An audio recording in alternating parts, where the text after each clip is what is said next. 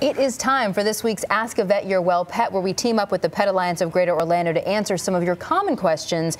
And with this being the 4th of July weekend, for a lot of pet owners, that can be a very anxious time. So joining us now, we have Dr. Brian Martin. He's the clinical veterinarian from the Pet Alliance. Thank you for being here again. Yeah, thanks for having me. All right, so fireworks, they're fun for us, not so much for the dogs. What is kind of like, I know those aren't the only concern. What do we have to be concerned about around this time? There's a lot of things for the dogs. Oh, absolutely. Fireworks are a big concern during this time, particularly if your pets have storm phobias. They're going to be afraid of the fireworks, and that can cause all sorts of issues. In addition, there's plenty of food around. Everybody's barbecuing, everybody's cooking.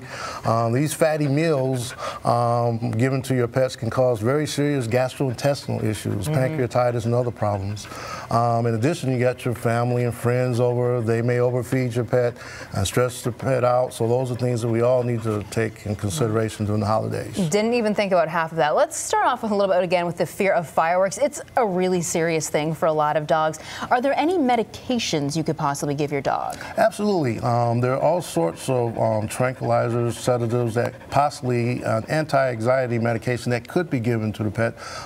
It's best to check with your veterinarian to get the right prescriptions and medication. Okay. So what about cats? Well, if you can't get your cat in a crate, that's not the easiest thing to do. What can you do if you're, like you said, you're having all those people over to try to keep them a little bit more restricted in the house? It's best to keep the cat indoors, and if you can't get in the crate, one of the simplest things to do is confine the cat to a small area of the house. This may be your laundry room or a spare bedroom. You may want to keep the lights dim and play some soft music.